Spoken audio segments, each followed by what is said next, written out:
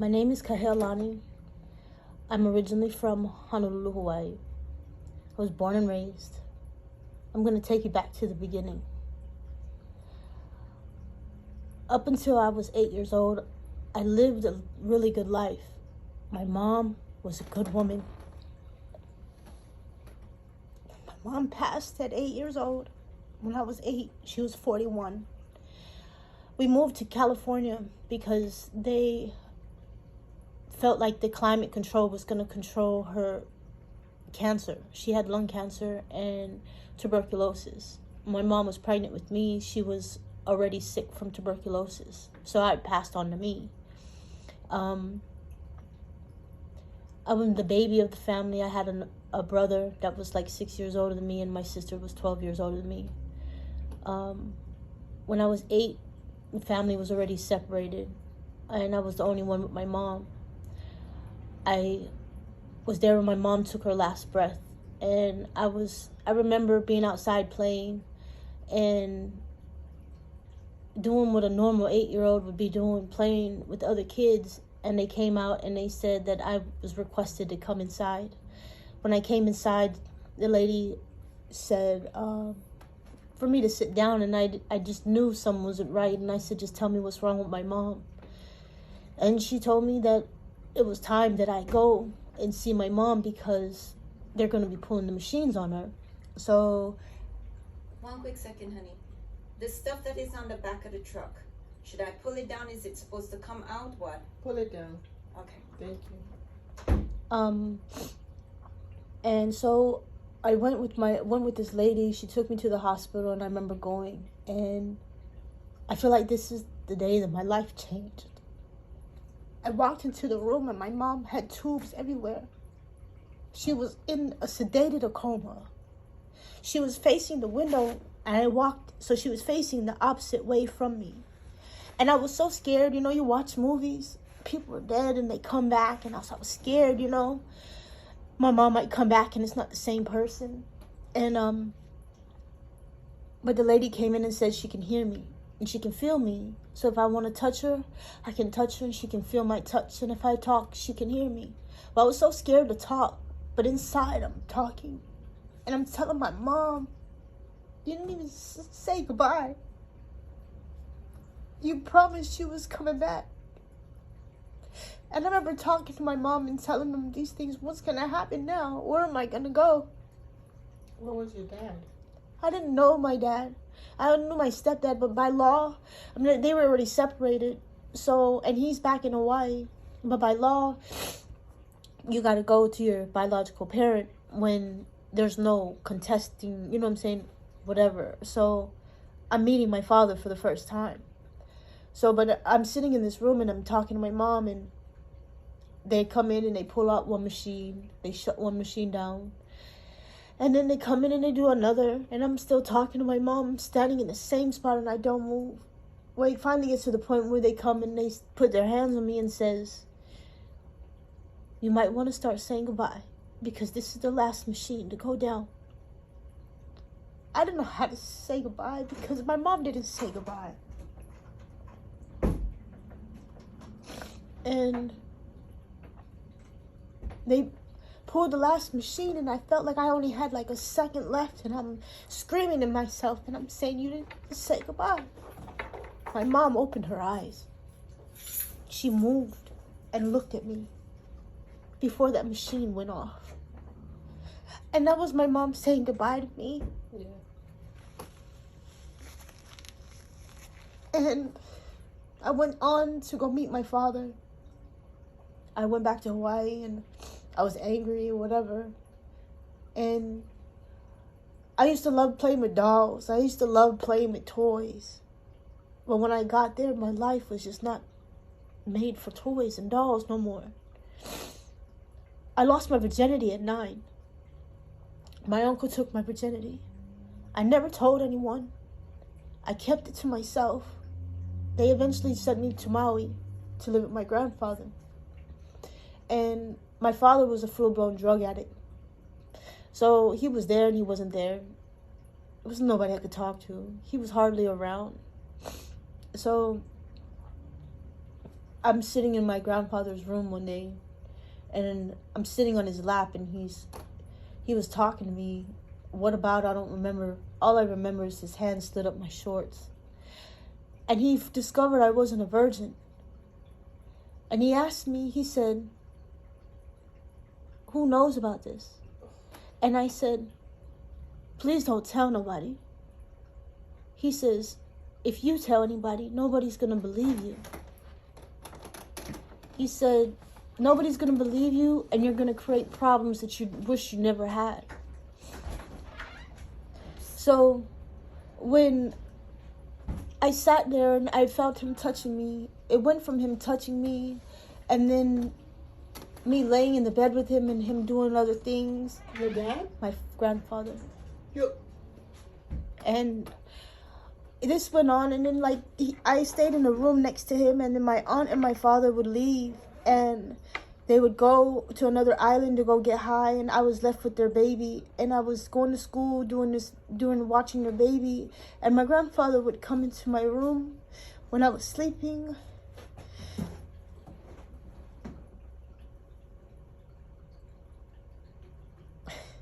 One day I told my cousin when we were playing what my grandfather did and was doing, and I made him promise not to tell, and he told. And it got back to my aunt. My aunt snatched me by my hair so fast. And she took me in front of my grandfather and said, so you're having sex with your grandchild? He says, what are you talking about? That's what she's saying. He says, well, do something about it. She took me in the back. She beat me with everything that she could get her hands on, from a Tonka truck to Lysol cans to whips to things from a tree to belts to hangers in her hands. My grandfather caught me by myself. He said, didn't I tell you were going to have problems you didn't want? I never said anything else after that, and it kept happening. And one day, I was almost 10. I got so tired. He just had me perform oral sex on him, and I threw up everywhere. And I went to my room to go change, and then I just ran, and I remember jumping the barbed wire fence, and I was running to this pasture, and this pasture just never ended.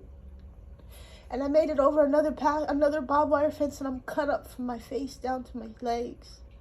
And I knock on this lady's door. And I said, listen, I'm kind of lost. I was playing in the field, and I need to use your phone. And I get into the back room, and I get on the phone, and I call my stepdad, and I tell my stepdad what's going on. And then nobody's listening, and this is what's happening. And I want to leave. I told him I wanted to die. So I was going to run to the airport, try to make my way to an airport so somebody could come get me. But when I walked out of the room, the police department, the detective, Child Protective Services, her husband was a cop, and she was listening to my phone call. I was so scared, because here it is, you want me to tell, and last time I told, I don't want that to happen no more. So they promised me that I didn't have to go back, but I needed to tell them what happened.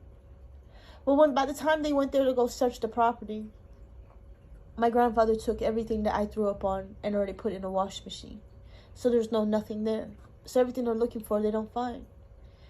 So, and then they come to find out after they placed me into foster care, my father relinquished his rights.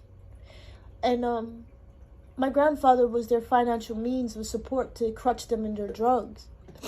So I feel like that's where my father did that. And then I was like 15, maybe. I got to like 15 and they came, 14 maybe. No, I was about 13, 14. And a detective came to me and told me that I couldn't press charges because I was too young.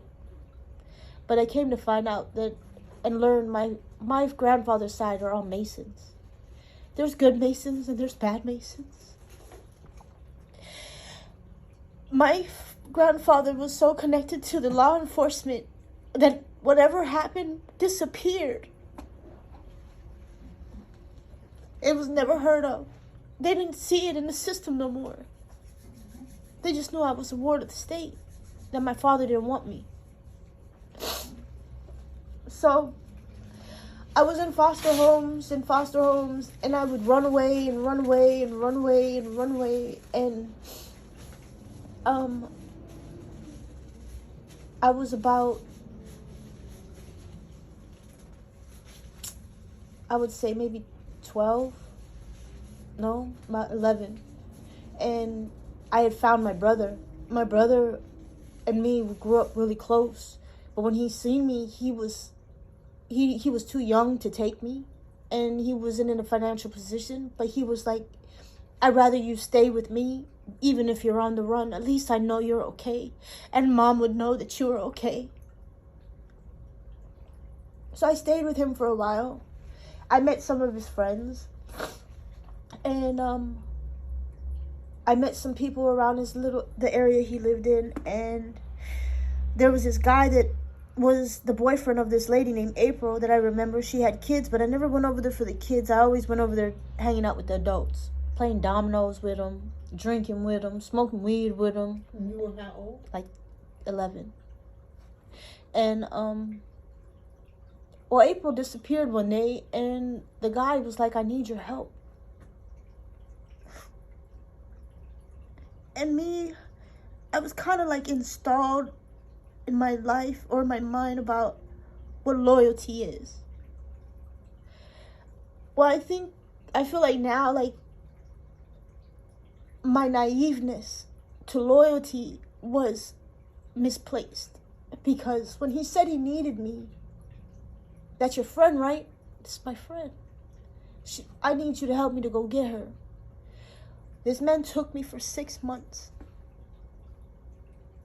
I didn't even know where I was on an island. I was in the worstest part of the island. The man said we needed food. We needed money for food. So he took me to the store and he stole these shorts and this little shirt. He said, put this on. He says, you're going to walk down this road. He says, cars are going to stop. You're going to get in the car. Make sure you get some money before they do whatever they do. I wasn't prepared for what happened.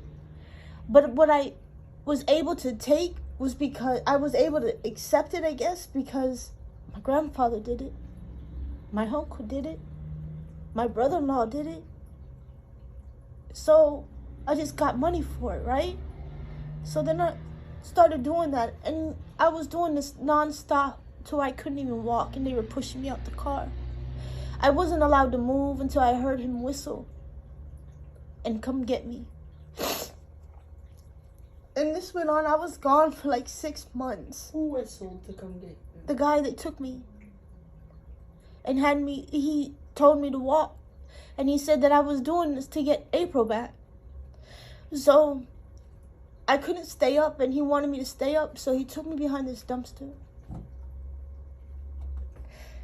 And he put a pipe to my mouth and told me, inhale it. Suck this pipe.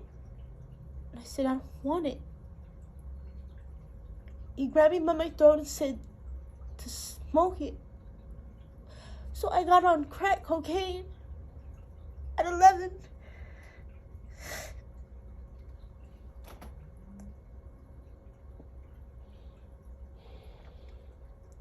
And one day, he passed out. My feet were bloody, and I was hungry, and there was 4 quarters left. And I remember I left him 2 quarters, and I left him a note in the sand, and I said, I gotta go. And I ran to my sister's mother, who met him and let him take me back. I didn't see this as something that was wrong until I got older. But I called her and I told her to come get me. She was best friends with my mother. So she came and got me. Everything seemed like it was going good. I was gonna get a family again. a mom, a dad, a sister, a brother. I had it all. I thought when my real sister came and she was there at the house, and I guess me and her got into an argument because she tried to come at me like using my mom to kind of like reprimand me. And I snapped because nobody sits there and talks to me about my mom. We don't talk. I don't cry about my mom. I don't get to do all that. But you can use my mom like, bro, like you're selfish, bro. You weren't even there when my mom died. You were off doing your own thing. It took my mom to die for you to come back around. Like, so I had resentment towards my sister. I said, I'm out on the street and you wouldn't take me. Your husband did this to me and you didn't even say nothing to nobody. So you got the audacity, and I told her if she didn't get out of my room, I was going to kill her and push her out that window. Because I was that angry. So she left my room. The next day, we were supposed to go and officialize Donna was coming back, and we were going to officialize my adoption. But my sister went and talked to her, and Donna gave me back to the state. So I lost that chance to have a family. So I'm back to the streets because I ran away. Well, one of my brother's friends worked at this arcade place, and by this point, I was with him. He was having sex with me, and he couldn't keep me at his house and hide me no longer because he was hiding me in his mother's house, and I had to go in and out of the window upstairs to get out of the house. And he was like, I can't keep you here anymore. He says, but I have a friend that I'm going to take you to. So he took me, and I didn't know who this guy was, no nothing. But I remember us pulling into the mall, and it's like we swapped merchandise. I got in one car, and I got out that car, and I went into another car. And then he took me to this apartment and said that Vince said I needed a place to stay. And he says, so this is an extra apartment. He says, a girl comes in and out. He says, but it's just one of my girls. He was like, but you're good. I don't know what he's talking about. No, nothing. He says, there's food in the refrigerator. He says, and you can shower. He says, if you need some clothes, I got some extra clothes in the drawer. He says, and there's a bed. So, like, I was there, and, like, I didn't know what to do. I didn't know nothing. So I would go and come and go and come, and, you know, like, I would be hungry or whatever, and he would come, and he came in one day, and he was like, sure, you want to ride with me? So I was like, yeah. So I rode with him, and that was the day that I learned that man was a pimp. But he didn't raise me to be no girl that worked for him. He raised me to be just like him. I was a little boy in his eyes. At the age of 13, I had my first girl working for me. I was only 13.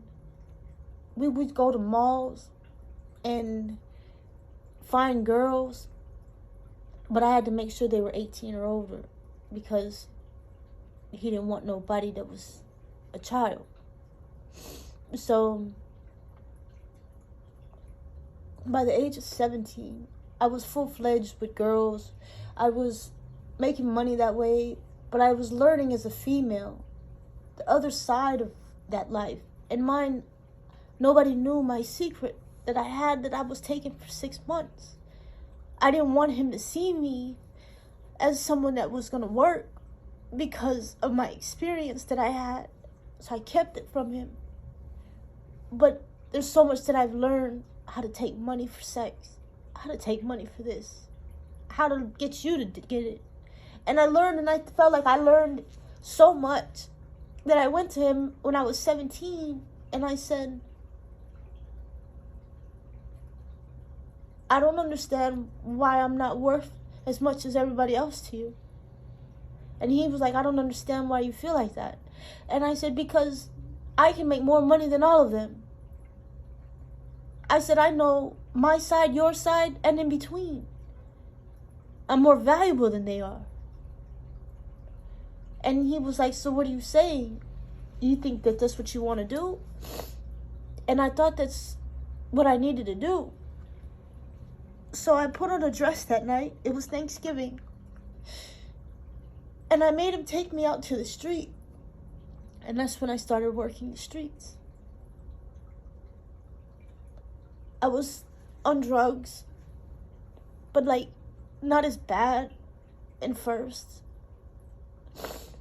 And then I was on the run at the same time because I had, at 15, they sent me to a program in Colorado because they said that I ran away so much, I'm a high risk. They wanted to put me somewhere where I didn't know. Well, that didn't stop me because you promised that if I did good in this program, that I'd get a furlough and I could go see my stepdad. So I did good and beyond. And they said I manipulated the system just so I could go home and run away. So I was denied my furlough. So I ran away from the program. It was snowing. Snow was to my chest. I crawled out the window and I made it to a truck stop. I didn't know nothing about this stuff. I went to the truck stop and I got a ride with one of the truckers all the way from Colorado to California. And I thought if I got to California, I'm closer to home. So I ended up getting arrested for drugs and taking the rap for a lot of drugs because I was a juvenile. And I felt like I could spare this person from going to prison. I'm a juvenile. So they ended up taking me back to Hawaii, and I was in juvenile prison for like a year. And I was sentenced to 5 years if I wasn't like paroled out or anything. Well, I was paroled out and I ended up fighting, and I knew I violated my parole, and if I had got caught, I was going to finish my 5 years. So I was on the run. That's when I took that next step with the person. And while this was going on, I wasn't supposed to ever have kids. I had endometriosis at 15. When I was in prison, in juvenile prison, I almost died from the bleeding. And there was so much blood that was stuck inside of me, they had to take me and rush me and take it out.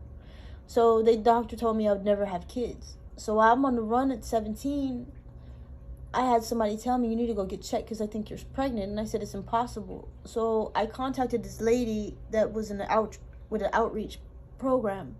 And she took me to a private clinic, like a free clinic, to go get tested. And I was pregnant. I was scared because I wanted the baby, but I knew they were going to take it from me if I went back. So she fought for me, and I only had to do 2 weeks in juvenile detention, and she took custody of me. So I stayed with her until I was 18. I had my son. My son was a medically needed child. He was born with his intestines outside of his stomach because my uterus was not fully developed from sexual trauma as a child. I wasn't allowed to give birth vaginally because it would have killed me. So I had my son, and then I'm doing everything for my son. I moved out with my boyfriend, and I'm in the hospital. I'm doing everything they're telling me to do.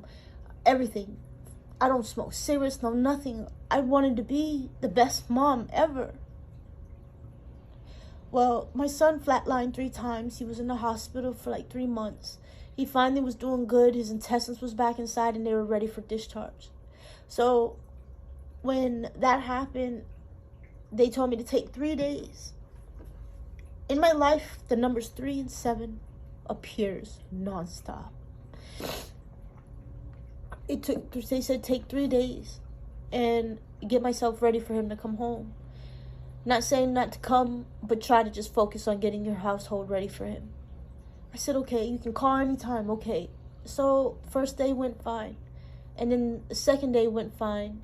And then the third day was his last day there. They told me at 1 o'clock in the morning they needed a blood transfusion for my son. And they said because I didn't leave a phone number of emergency contact, which I did, they had to call DCF and open a case. So now DCF is involved with my son. I just was released out of the system months ago. I knew what was lying ahead of me, and I knew they were going to take my son. So the very next day when he was supposed to be released, when they told me that, I contacted Donna again. And I cried to Donna because she's a respiratory doctor. And I said, you were cleared to take me at one time. For me, please take my son. Oh, wow. So I know where he's at.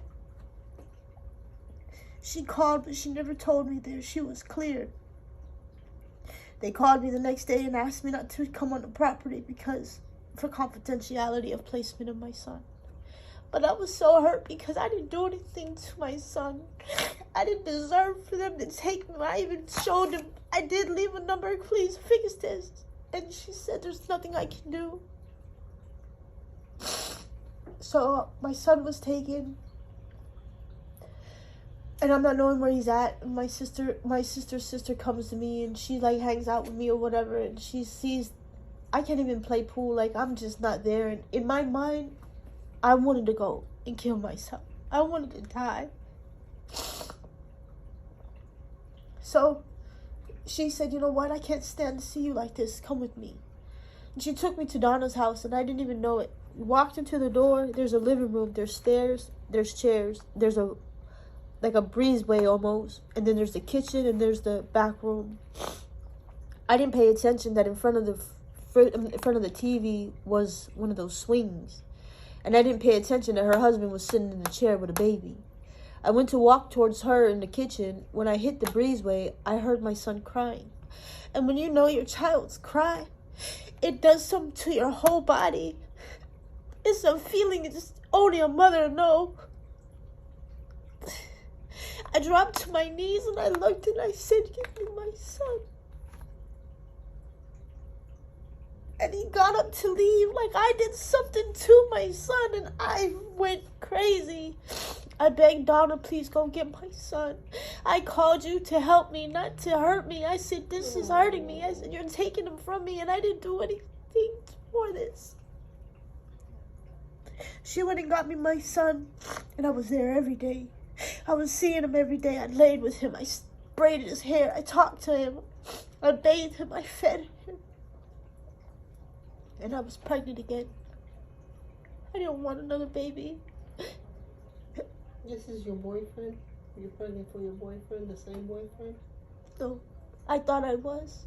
I was married at this time. I married this man because they said I needed proof of insurance, medical insurance. I needed proof of income. I needed a housing. I needed all these things, and I needed to provide it in my next court date. And I was scared because I didn't have that. So you didn't marry for love? No. You married for convenience? I married it for my son. So I found a man in the club that was young enough but old enough, and it was in the military. Because it was the quickest way I could give you what you asked me for. So I took him for 2 weeks. I made him fall in love with me. I was not in love with this man. But I got him to agree to marry me, but he didn't know why. I took him and I got married. My next court date, I put it on the table and I said, now give me my son. He said, no, Miss Balogun, we feel like you manipulated the system. And I said, this is not fair. You asked me and I gave you. I have a room for him ready. They said, they want you to do these classes. And they want you to do... And I couldn't tell him that I've been at the house with my son. They said, your son is unfamiliar with you. He doesn't even know who you are. For us to place him with you could upset the child. And I wanted to say, my son knows who I am. He knows I'm his mother. I'm with him every day. But I can't tell you that because I'm not supposed to be there. But I know my son knew me. You can't tell me he didn't know me. And here I am pregnant. They don't know I'm pregnant, but I'm pregnant. I didn't want to be pregnant. I tried to get rid of my baby. And I never told anybody that. But it didn't work. And then one day I was pregnant and I'm laying there, and I used to get mad when I used to feel my baby moving because I was so scared they're just gonna take her too. So I felt her kick one day and it was like, maybe I can try it all over again. So I let my son stay where he's at, and I gave birth to my daughter. I took my daughter home. Nobody stopped me. My baby's home with me. I'm feeding my baby, bathing my baby. I'm doing everything. But mine, when I was pregnant with my daughter, before I knew I was pregnant, Donna called me at 3 o'clock in the morning. Now listen to the numbers that I tell you. It's 3 and 7 all the time. At 3 o'clock in the morning, she calls me and she says, I just had a dream and you need to get tested because you're pregnant. She says, you're having a girl, but you have to name her Jasmine. But with a Y, not an I. She says, I don't know why, but this is what I have to tell you. And I told her, I said, lady, it's 3 o'clock in the morning and I think you're smoking some kind of stuff. So I'm going to call you later. Well, this kind of like weighed on me. My husband at the time was like, what did she want? And I told him, and I laughed at it. He wanted the test because he thought he was having a baby. I wanted to tell him, if I am pregnant, it ain't yours. That's what I wanted to say, but I didn't say it. So we got the test, and it was positive. I was pregnant. I was mad. But anyway, so he ended up getting honorably discharged because of me. Because I allowed him to experiment in the drugs that I was selling out of the house. And because I didn't care. But I was angry. And I was hurt. And I just didn't care. So, I ended up moving out of the house, whatever, my boyfriend, whatever, and that's when I gave birth to my daughter. So I took her home, whatever. So where we were staying, I had to leave and move to another place. So I called Donna and I said, listen, can you take Jasmine for 3 days while I get situated to move? She says, yeah, no problem. So she came, she picked my daughter up. Now she has my daughter, but DCF comes to check on my son and comes to the house and sees sees my daughter. Asks Donna, whose baby is that? Oh, y'all don't know? Kahea had another baby. By law, they're supposed to know these things. And because I have a baby that's in the system already, that's an infant, and I have another baby, they feel the need to take that baby until I complete everything that I'm supposed to complete. So they let her know that they're on their way to come get Jasmine. She calls me and tells me. It's a 30-minute drive from where I was at to get to her house. It was a 5-minute drive by the time I left my house. I snatched my daughter from her hands so fast. I didn't even grab her clothes or nothing, didn't care. And I said, I'd be damned if I let you or anybody else take my child again. I said, it's not going to happen. I wanted to run with my daughter, but I knew I couldn't. So, no, I didn't hear nothing. Nobody contacted me, no nothing. But, they know everything. They know when you're about to go take her to her baby well checkup and everything. My second baby well checkup, I took my daughter, and they did a little thermometer thing in her little butt, checked her little reflexes and her temperature and stuff. And then they left out the room, and it seemed like they were taking a lot longer than the first time. And when the nurse came back, she says, Miss Balagon, can you step to the back room? We need to use this room. The doctor will see you in that other room. I didn't think nothing of it. Grabbed my baby. He grabbed the seat. We walked to the back room. There was an officer and there was a DCF worker. She said, Miss Balagon, I'm going to ask you to place that baby into the car seat and step away from your child. And I said, for what? I didn't do anything wrong. But you keep taking everything from me. So I had to let my baby go. I tried to kill myself. He wouldn't let me. I tried everything. It didn't work. I tried, and it never worked. It didn't matter how much blood I lost. They tell me all the time, if you just 3 minutes, 5 minutes, we would have been gone. And I didn't understand why. I just couldn't wait those 3 minutes, 5 minutes. So I finally got to a point where I felt like I couldn't fight no more. So I went to her and I said, I'm gonna let go of my custody to these children. I'm gonna go and I'm gonna leave and I'm gonna go get myself together. But you gotta promise me you're gonna give me my kids when I'm ready. She said she promised. I came to Florida thinking my boyfriend had moved here. And I came here thinking, oh, I'm gonna detox myself. I'm gonna get a job. I don't got no record. I can start over. Me and my boyfriend got into a fight because my boyfriend knew I worked the streets before. He was with me when I was working the streets. So I guess he felt like he could take control over my money again. And I said, bro, I'm in a house with 2 men. There's no women. I came with the clothes on my back. I have no feminine products, no nothing. I said, I need this money so I can get myself together. But he was so set, I need it for the rent. What would you have done if I wasn't here? You had this place on your own before I came. You said I could come and get on my feet. But you're gonna take from me and I can't even do for myself. So before I got my check, I just ran away. So he couldn't take it from me. And I ended up losing my job. Well, with my check, I went and got a place. I rented a room in a house on Ivy Lane. I didn't know where I was. Probably one of the worstest places I could have chose to be. Especially not knowing nothing. I started doing cocaine. Sniffing it. Smoking weed. Can't think nothing of it.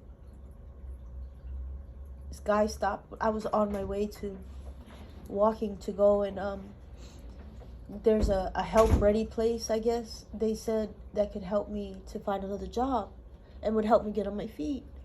So I sought myself out to go and I went and I was walking towards there, but it's this day, I guess they were closed. So as I'm leaving, this guy pulls up to me and asks me if I needed a ride.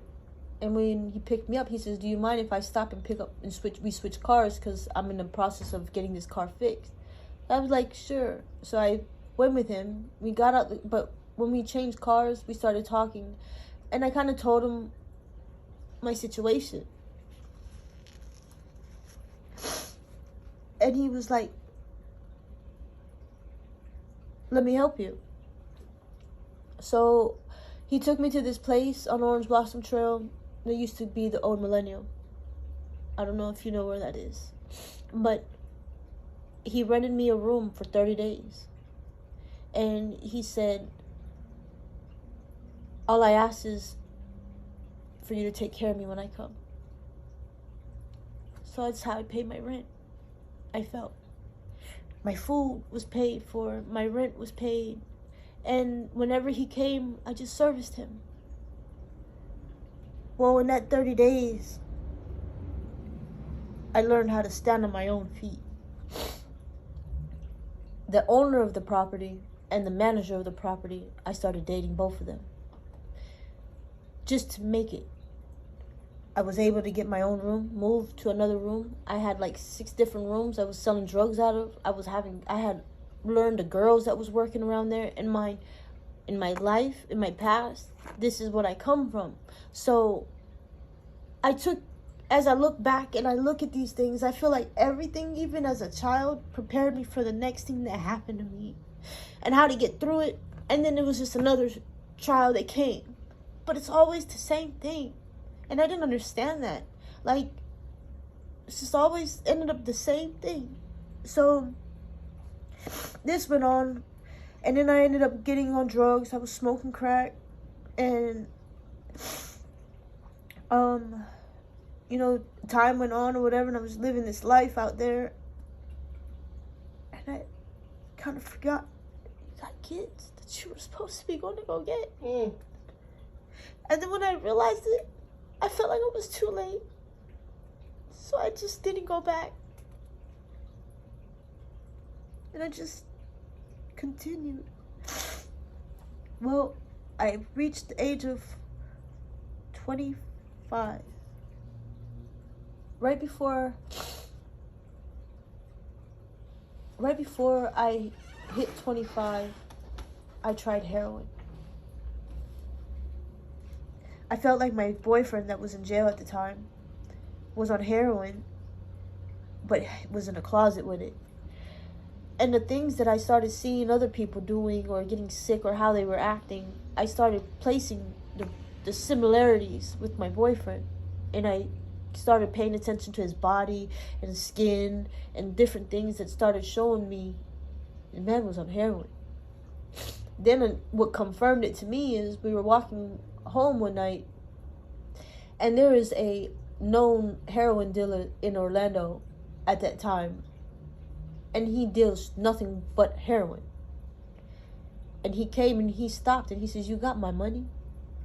Let me talk to you for a second." And he don't play. Like, he is that guy. So I never seen my boyfriend tuck his tail between his legs before and get in a car and not say nothing. I never talked about it. But I seen him, the same guy, down the road some days later. And he asked me, he had a girl in the car. He says, "You got some crack on you?" He says, "Let me trade you. Let me swap you." And I said, "I don't want you. I don't do heroin." I said, "But I'll give you some crack if you tell me something." And he was like, "What is that? What did you want with my boyfriend? He had he got my product from me and didn't pay me. I don't care if he's sick." And I said, and that's when I knew. So then it caused me to feel like this is why we fight and why we were so detached, because you're living in a whole nother world than me. So while he was in jail, I wanted to be closer to him when he got out. So I tried it. So that way now you don't have to hide it from me. Oh, wow. And you don't have to feel like, you don't have to treat me like that no more. Well, I just started getting on it, and I ended up, while he was in jail, I ended up going to jail. And it was my first time going to prison. I was in prison for 2 years. I got out. I was out for 5 months. In that 5 months, I went straight back to heroin. In 5 months, I ended up catching a 20-year sentence. I got 8 out and 12 in. I fought my case for 2.5 years. Stop for a second. How you end up with this sentence? I was caught with sex trafficking.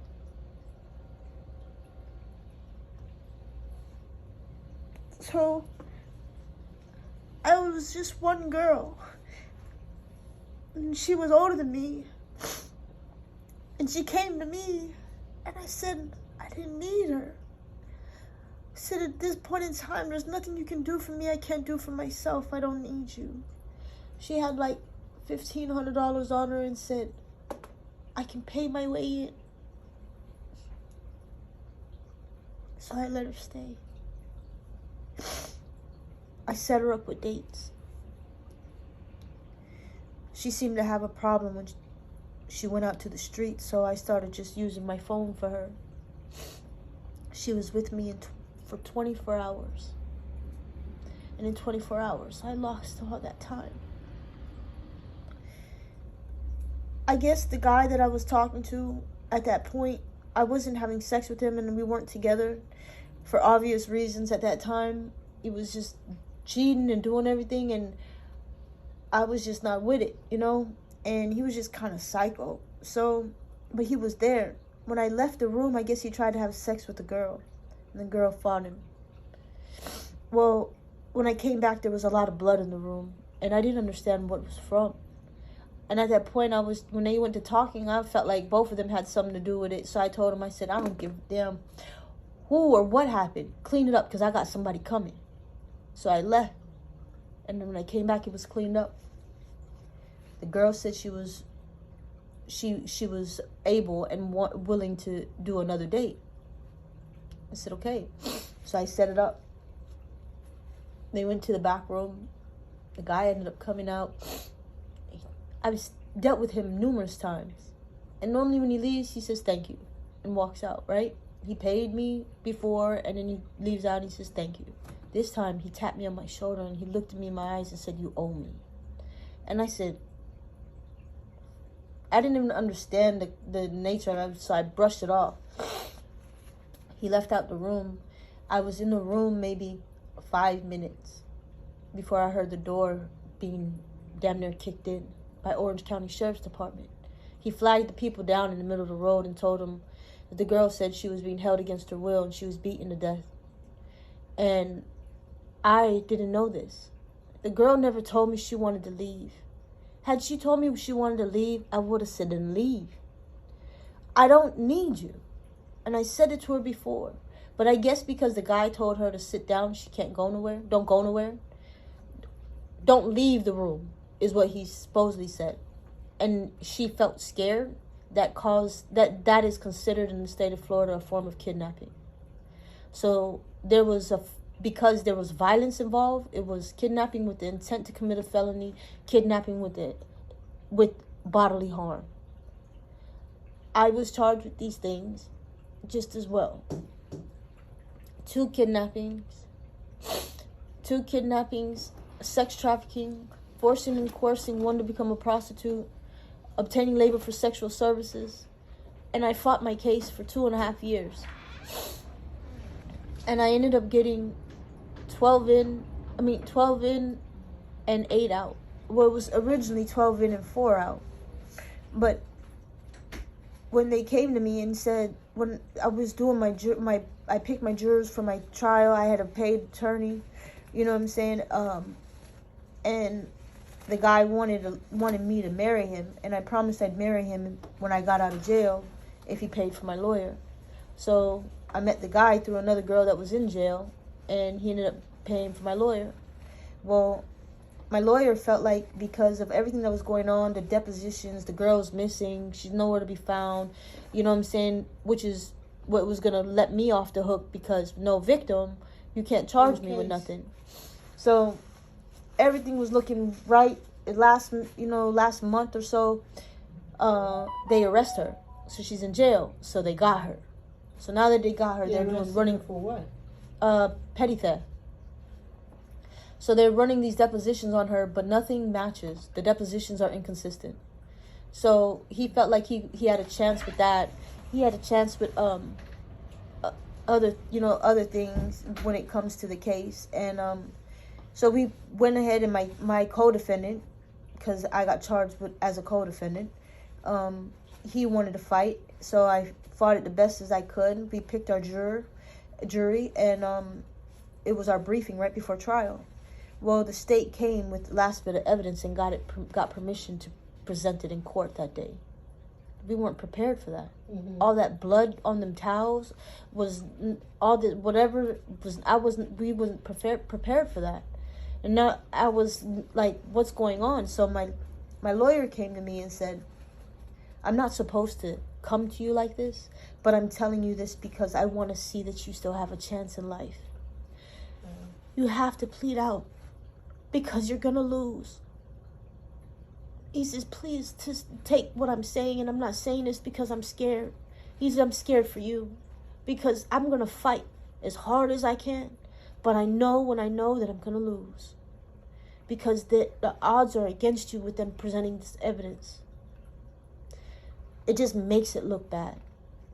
It throws out the innocence we're trying to prove of you. And that's your co-defendant. So it really makes it look bad. So I broke down and I cried so hard. I didn't want to go to prison. 12 years is a long time. I couldn't even see an out date. So I went up there to go sign my plea. It's 12 years, 4 years on probation with early termination.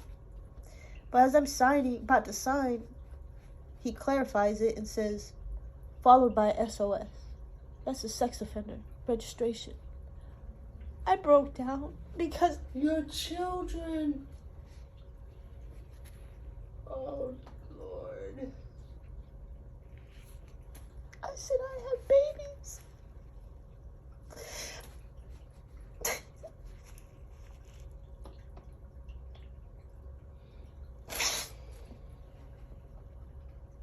And I knew at that point, if I had to sign for that, I was going to kill myself. I couldn't live with that. I refused. So I told him, if I sign this paper as a sex offender today, it'd be the last signature I ever signed on a piece of paper ever in life. I don't care if you lock me in a room. I will get out. And I will do it. I don't care if they lock me for a month. They can't keep me in isolation if I show them I'm stable. I said, but I'm not stable. Right now, I'm not. My lawyer went to him and said, I just told him my history. And told him she will do it. You got to work with her.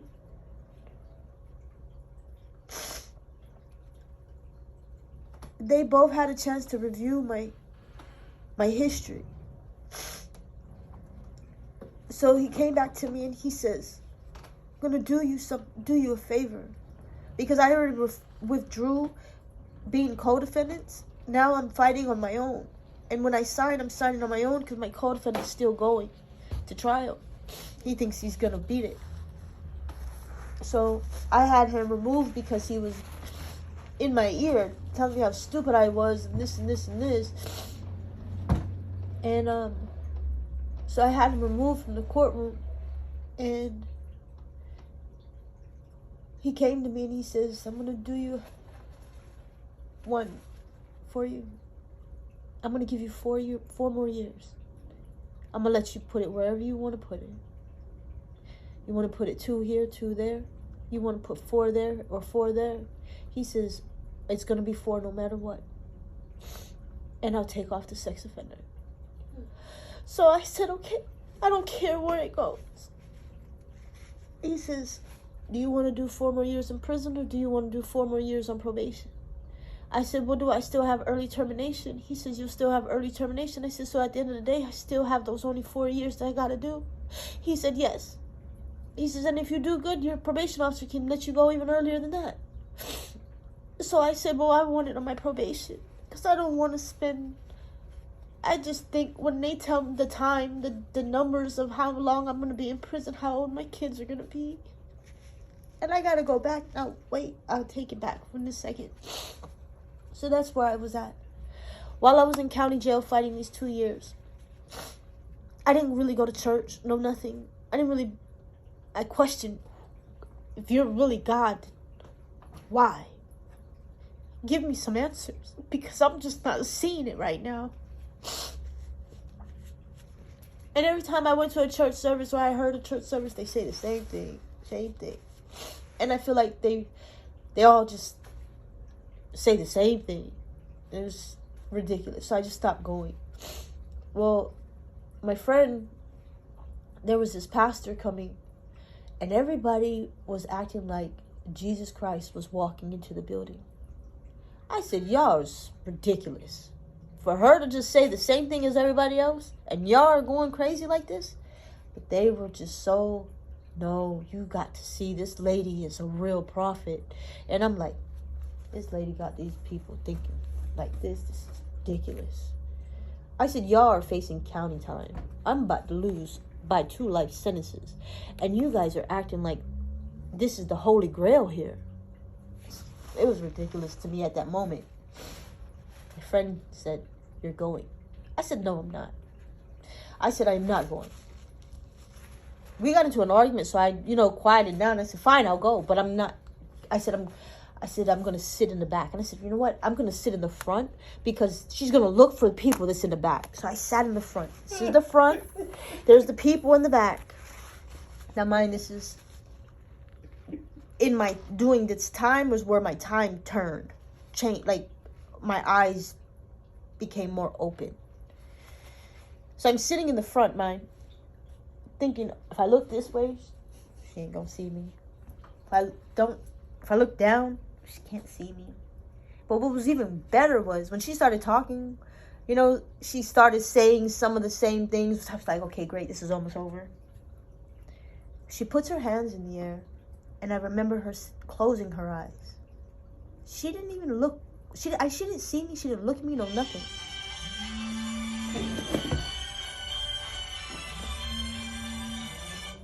So I remember her putting her hands in the air and closing her eyes. And prior to this day, the man that raised me in the streets, that was a pimp, me and him were still close because he never hurt me. He was always there for me. He was involved when I was in prison. He was 100% there for me in the way that he knew how, but he never hurt me. So I had gotten in touch with him, and while he was in prison, his girl was doing the in-between calls, and they were trying to help me to find my kids. I kept reaching out to the numbers in Hawaii, but I kept getting no answer. And I felt like I really was too late. Well, now we're going back to this day. I'm sitting up there in this front row, and this lady puts her hands in the air, and she starts praying, and she starts talking, and then she just stops. And you know how they go, hold on. He's talking to me, hold on. And I'm looking at this lady like, bro, grand awards. Oh, you got an award-winning, great, got it. And I'm looking at this lady, and this is what I'm saying. And then she says, there is a reason why I'm here today. She says, I wasn't supposed to come today, but I came. And she said, there is somebody here that I came here to tell something to. And I said, here we go.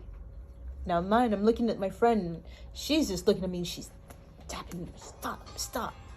And I'm like, so I'm looking at this lady, and she says, there's a young lady in this room that needs to hear this. What I'm about to say, I'm not saying it myself. She says, you're going to go to prison. I said, who says stuff like that? Like, everybody's thinking, oh, we're going to get some kind of inspiration and we're not going to go to prison. And here's this lady saying this person's going to go to prison. And she says, but you're going to go to prison to save your life. She says, this is going to save your life. And she went to talking, and then I'm thinking, okay, it could be anybody that's in this room. She says, and opens her eyes and turns to me. She don't look over me. She don't look around me. She looks right in my face. And I said, this is what I avoided right here. Her looking at me and pointing me out, and my friend's laughing. And she was like, and you thought you were going to hide. And I'm like, here we go. Now she's going to use me as a spectacle to make her little sermon, right? That's the way I was feeling. She says, can you please come up here? So I'm just out of respect, I come up there. She lays her hands on me and she says, you're going to go to prison, but it's to save your life.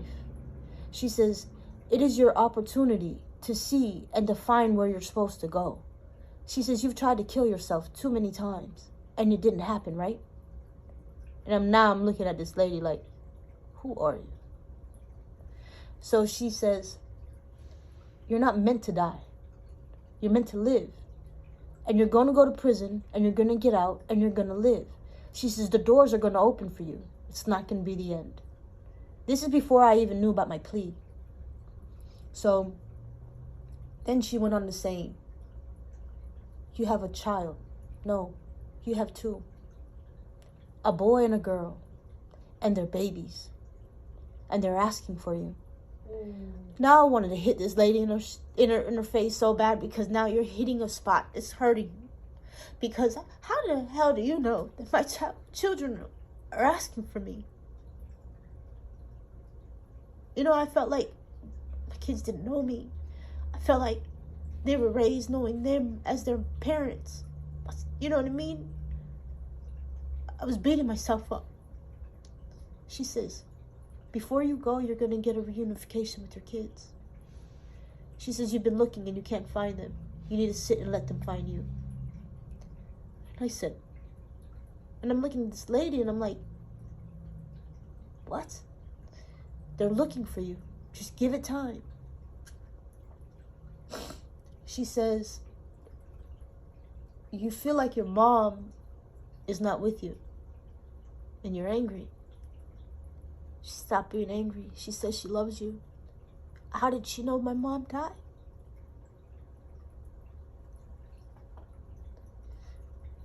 She never left you and she's with you at all times. Now I'm crying because you're speaking to me. How? I don't know. She says, when I close my eyes, I see the doors close. And then I see the doors open. And I see your face. She says, you're gonna be just fine. She says, but you're gonna find why you're still here. She says, just don't stop looking. She went on to say some other things, and I left that service questioning, confused, not wanting it to end, because I had so many questions, but I couldn't speak. 3 days later, they did mail call. All the mail was passed out. She came back. She did her little rounds with this envelope, and she walked past me like she's looking. The girl that I was hanging out with called the officer and said, "Who are you looking for?" She says, "I can't understand what this name is, or try to even figure out who this belongs to any of you." She put it down on the table. It was my name. I thought it was Blue. I thought it was the guy, my friend. So I went to opening it. I pulled out 2 little card pictures. It said missing children, Amber Alert. But I guess they give you these when the children go to school, just in case if they get kidnapped or something, they post it onto the news. Or they post an Amber Alert, and that's what it looks like. So they send these things to the parents to let them know this is what it would look like if a child comes up missing. This is how it's posted.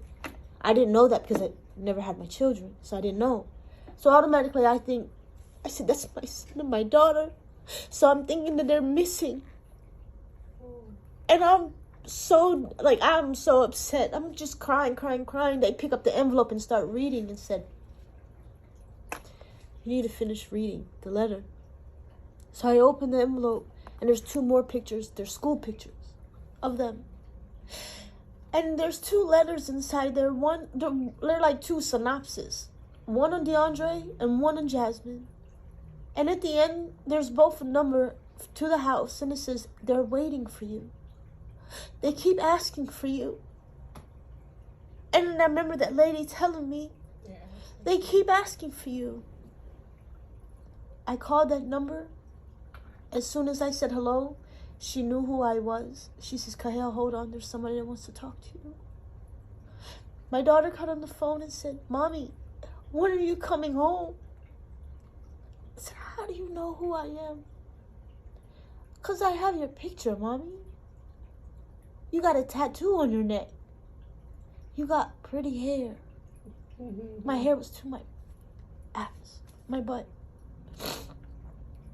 She says, and then my son gets on the phone and I asked him, he was like, "Mom, are you coming home now?"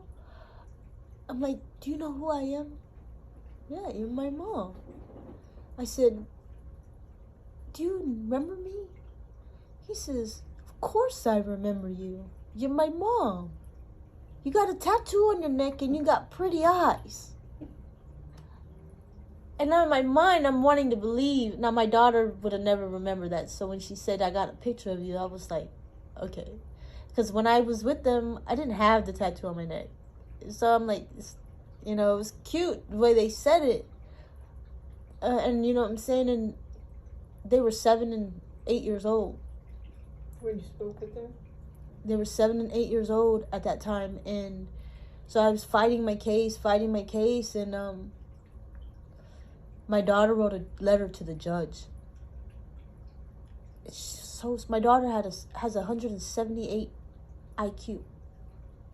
they told her she is smart enough to be a medical scientist. She needs to do something with herself. At 7 years old, my daughter wrote a letter to the judge. My mom said she's sorry. My mommy said she's never gonna do anything bad again. My mommy said she's gonna come home if you let her come home. Please let my mom come home. She's gonna be good. I approve this message, Jasmine. I said, oh, they watch too much TV. So Precious. they wrote these letters. It never made it to the judge, though, because I ended up signing my plea. That was supposed to be my mercy that I asked for. I held on to them letters when I was in court, though. So when I went to go sign my papers, my judge stopped me and said, I'm going to give you an opportunity to still walk out of here. I said, he says, I could sentence you today. He says, but if your co-defendant goes to trial tomorrow and wins, he goes home by himself.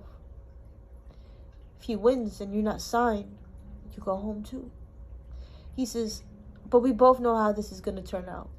But I still want you to know that you have that opportunity. Because what if? So the next day happened. And whatever he got, I knew I would have got. He got 30 years. 30 years. And I said, I don't know who's bigger than me, but thank you. Because I couldn't do it. And then to think I couldn't do that, and you would think I'd be so quick to go sign my plea. I still went to go sign my plea, but I still was broken and still lost because I couldn't see the end of it. I couldn't see the light. I couldn't see. It was so dark. 12 years is a long time. I did 2 years, but 12 years? I didn't even know I was in there for 2 years. It happened so fast, and I was gone so fast, and I was back in the streets so fast. 12 years? I signed it, and I went to prison. My first 3 years, I tried to kill myself. They found me in the bathroom. Never went through it. It never happened. It was never successful. But I decided in my first 3 years, I said, let me go and get my GED because I know I'm going to lose my mind eventually. So my first year, I'm an artist. I'm a very, very good drawer. I can draw to this world like never before. And I know that's a gift because I just know. And it's a passion. And I feel like I reach people through my art. I can take your life and put it on paper and not even know you. That's a gift. And I've done that so many times. I've had people come to me and give me pictures of their brother that passed. They showed me different things. You know what I'm saying? I created a collage with everything that I seen where it looked like you could see him walking from his past to the gates of heaven. And they just didn't know how I did it. But I had people coming to me out of the woodworks trying to pay me from the free world while I was in prison. Well, I got into the art thing. Like I started doing murals on the walls for the prison. And that's when I decided, I said, I had to go do the education department one day. And I went to the lady and I said, she was the head of education. And I said, ma'am, can I please have permission to speak to you? And she says, sure. And I sat down. I said, you want me to stand or sit? She says, it doesn't matter.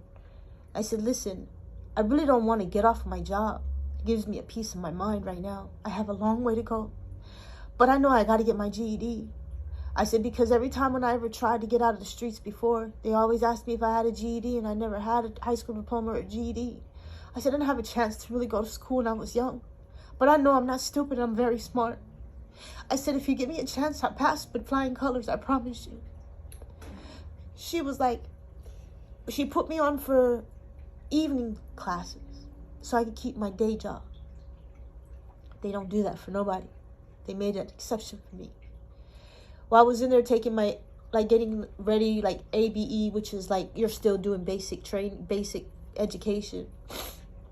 They said I was 4th grade level. I knew that was a lie. They said I was second grade level. I knew that was a lie.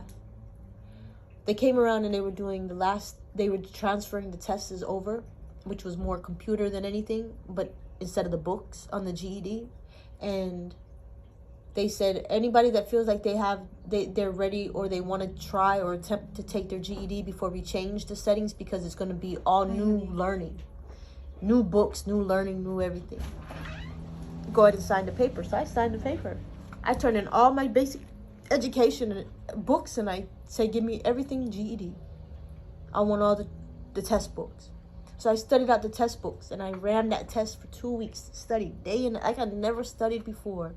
I was sitting at the table in the prison and I was sitting by myself, testing myself and just studying. Whatever I failed, I did test.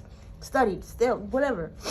And we get to the day where we doing a pre-testing, and we get to our pre-testing, and the lady says to the class, when you take this test, if you feel like you don't know an answer and you are sure and certain, do not leave it blank. But do not Christmas tree your work, because it's the worstest thing you could ever do. She said, pick one number and stick to that number and use that number for everything that you don't know. She said, that is my best advice to you. You'll get more right that way than you will get wrong. So I did everything to the best that I could. And I went back. And what number did I choose? Number 3. Marked number 3 on everything that I didn't know. She says at the end of the class, she says, I'm not at the end of the test, pre-test, how do you guys feel you did? I said, I'll be back. I'm going to have to redo this. I know I am. Because I felt like I didn't know enough. You know what I'm saying? And I felt like I guessed with that one number a lot. Test came back and there's a list of those that move on to the GED. I was the first one on it. I was like, what? So then we go to our GED, but it's breaking up. This day it's for this subjects, and then this is for your essay in this subject, and then whatever. Well, I did my first session, and then she said, how do you feel you did? And I said, I feel like I did all right. Not so sure. And then the next day came, and the next day came, and it was the last day, and she said, now how do you guys feel? And I said, I feel like I did good in areas, but I feel like I did bad in areas, so I feel like I'm going to have to redo my test. So this lady likes messing with people. There's this line, it's like all the way down the road, right? Well, in the prison, it's all the way down. So the line is to see what your scores were. So I get into the office. We get to the thing, and it's all alphabetical order. I am a B. We go by last names. So I should be in the first group, right? This lady seen me pacing back and forth, and told me I got to go in the back of the line. Why? I don't understand. Balagan, just go to the back of the line. You getting on my nerves. Go. So I'm like, what? I'm watching. I'm like, I'm a B. She says, you're last. And I'm like, didn't get it. Still didn't get it. Get to the last. There's a group of us, 5 of us. She says, all right, all 5 of you come in here. I'm like, so I come in there. She says, I called you in here, so I figured I wouldn't waste, because everybody that's going is like happy, you know? So now it's the last, and I'm thinking it's the worst. So she was like, or people were like happy that they passed some tests, but they got to go back, whatever it was. So they're like, she says, I'm sorry that I had to make you guys stay to the last. She says, but I felt like I was going to get the best enjoyment out of this one. She says, congratulations. And she gave us our scores. And when I seen my scores, like I had 12s, like the numbers were like 12, okay, how should I say? Like the grade, like, okay, you can only get so many points, like 12 points, in which is shows your education level, and then your test points, your scores.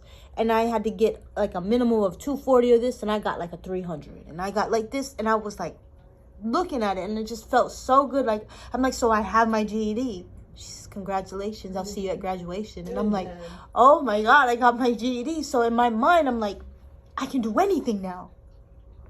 I got my GED. Now I can go to those people and say, I got my GED. You know, that was my mind. Even though I still had 12 years to go. So I did that. And then, like, you know, throughout my time, like, I switched over prisons. And I started getting more into art or whatever. I started tattooing and doing a lot of drawing. And I started learning how to etch on glass. Well, it's not real glass, like plexiglass. I learned how to do portraits on them. I knew how to connect them. They're like little mirrors, like the size of your phone. And I used to tape them with the clear tape in the back and create a whole scene. Like, kids wanted, Frozen. I did a whole scene, Frozen. So, like, you know how you got pictures that, like, is separate, but it all goes together? Yes. I made it where it would do like that. Yeah.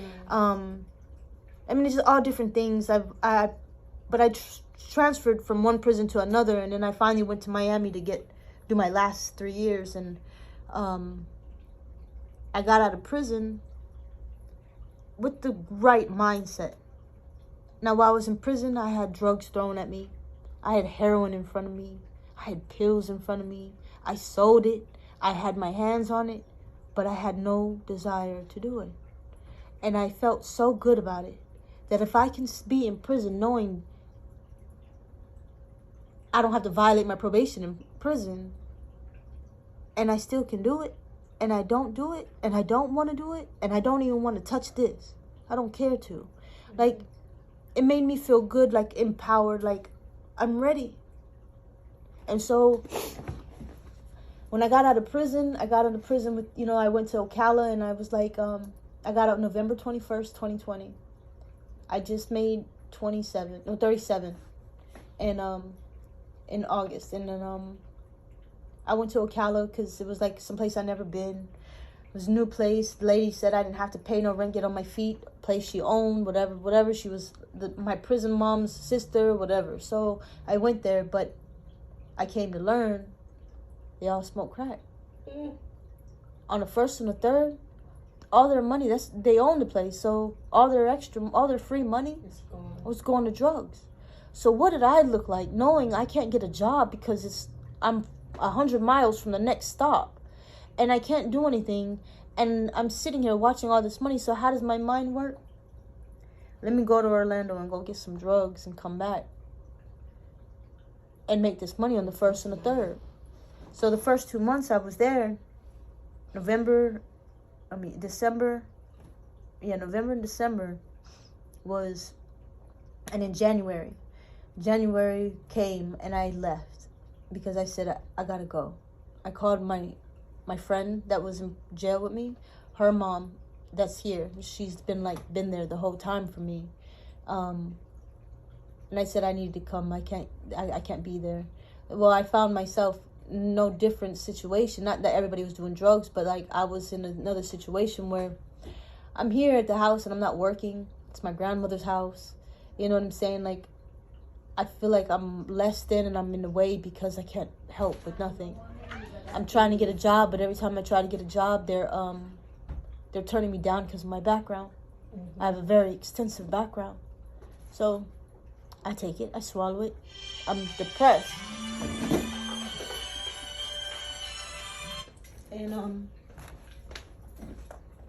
And January 9th, I want to say I killed myself, but they brought me back. I slit my wrist and cut all 3 tendons. They had to reconstruct my whole arm. I just gave up because it was like, I just felt like I kept running into a wall, and I'm like, I felt like I was sucked in by a vacuum. And I'm back where I'm not wanting to be. And, well, they Baker acted me. It's the first time I ever got Baker acted. And I got out. I went back home. And I went back. And I got deeper into it. My PO don't know this, so don't let him see this. But I went back to the streets. I got with the wrong guy. And then while I was out there, I met this other guy, who's my boyfriend now. And every time I needed help, he was there. He didn't ask me for nothing. And we just became like really good friends. But I had a boyfriend that was no good for me, and he was putting his hands on me, and every time I seen him, I had staples in my head, stitches in my head, or my eye, my lip, my arm, my finger, whatever it was. He was just like, did what he could. And because I had this boyfriend, I never really allowed myself to look at him. But when he went to jail, I started hanging out with him a little bit more. And things just when I made it clear to the guy, I said, I don't care, you're in jail. I don't want to do this no more. Like, you live your life, I'm going to live mine. Well, that's when I caught my boyfriend, and I was like, I told him my decision or whatever, and he was there. Like, I ended up getting a job through the temp agency because my PO started cracking on me, and I just got this job, but I got paid $14 an hour to go install insulation. So my boyfriend now took me to go get all my clothes for work, took me to go get my boots, would take me to work. Like, he was helping me, you know what I'm saying? And then it just became more serious, and then things became a little hectic because they still expected to sell drugs while I was in this house. And I gave back the drugs. I didn't owe them no money. I gave them everything I had extra. I gave you everything plus some. I just don't want to do this no more. They made it seem like it was okay. Then it became a problem, and they put their hands on me. The day they put their hands on me is the day that I ran away and left. I left from that side, and I came down to where I'm at now. My boyfriend now, he took me from that place, and he's been there by my side ever since. And while being with him, I'm learning myself. Like, a lot of times I'm by myself, and I find that time is good for me because it's because I have a boyfriend. This is the first time, like, I didn't just go move with him, or he didn't just move with me, or whatever. Like, we still are doing our thing, like, living our life, but we come together, and he's showing me things that's allowing me to see myself. And he doesn't cradle me. He might give me a push, but he gives me he allows me to see in myself what I need to see to keep going. And it's hard because I'm here now, and I still question him, and I'm saying, what is it a person like me have to offer a man like you? Even my PO, when he met him, my PO couldn't, you could tell my PO was like baffled that this is my boyfriend. Because he even held a respect towards him. And that felt so good. It felt great. It felt so good that now, I mean, you can see that I'm not just doing good. Like, I'm not trying to put poison in my life, even with relationship. You know what I mean? For you to look and respect towards the man that I'm with was the first time I ever seen that from anybody. And it felt great. Things are turning around. How old are your children now? 19 and 20. And Do you see them? we video all the time. My daughter thinks she runs my life. My son, he's like the gangster. If they hurt your mom, I'm coming for him. Bro, you're all the way in Texas. You think I care? Oh, okay. I'm gonna tell you this much.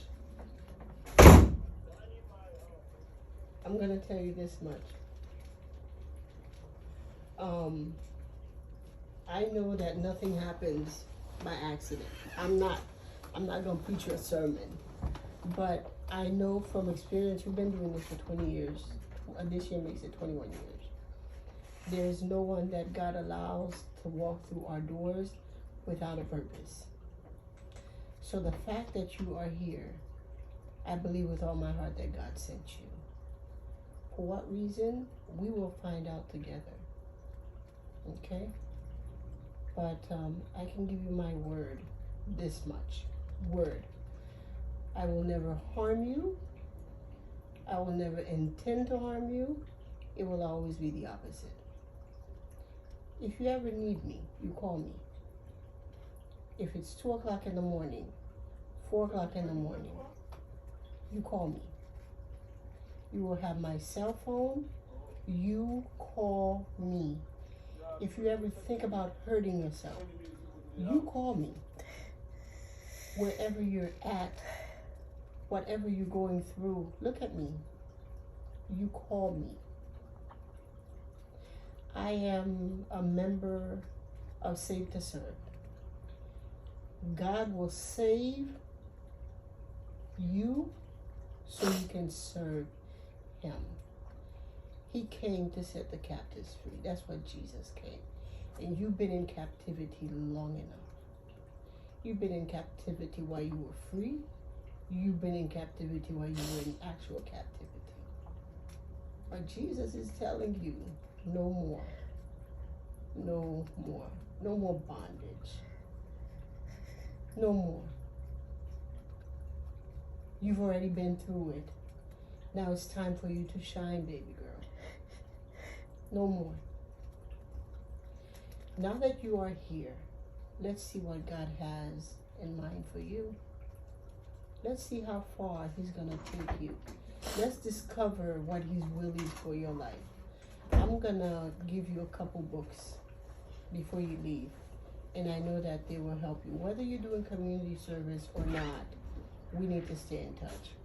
I will hound you just to know how you're doing. Okay? I will be on you like white on rice if I don't hear from you. I will find out where you live while I'm knocking on your door. Okay? You are loved. You are loved not by me because I'm flesh, but the Christ that's in me loves you. Jesus loves you more than you will ever know. But you will discover that, and you'll see that everything that happened in your life, He was still in control. He still loved you. And the fact that you tried to take your life so many times and that it didn't happen, you have not yet fulfilled your purpose. What your purpose is, you will find out. You will find out. And this testimony that you shared will help others. So be encouraged. Be encouraged. As you have found your boyfriend who is supporting you and you don't understand why he's in your life, you'll find out. Your life is not coincidental, nor is it accidental. I am so sorry that you went through so much. I am so sorry. But I can tell you that that's the devil's doing. And for him to pursue you with such madness, with such authority, my goodness, I don't even know what to say, so much, that means that you have a gift that God has instilled in you. Your drawings, not coincidental. Not coincidental. The devil can't give you good things. He'll give you things to honor him. God will give you things so that you can live by. He'll give you gifts, and you live from those gifts. You will live financially from the gifts that God gives you. so that you don't have to, number one, pimp. You don't have to prostitute yourself. You don't have to sell drugs. You don't have to do any of those things. Every time you think back, you will see where God has taken you from. That's your history. The rest is a mystery. You've done the bad, now let's go for the good. You've done the bad and it served you no purpose, right? All he did was bring you shame and sadness, right? Yes. Now let's do the opposite. Let Christ be in you and watch, just watch what he can do through you and what he can do with you. Okay? So I give you my word. I give you my word. I, being human, but I'm also a Christian, I will not leave you alone. I will find you wherever you are. And I will minister to you to the best of my ability. You are here for a reason. And by God's grace, you will find what that reason is. Okay? All right. So we're going to close this. I thank you for sharing your testimony.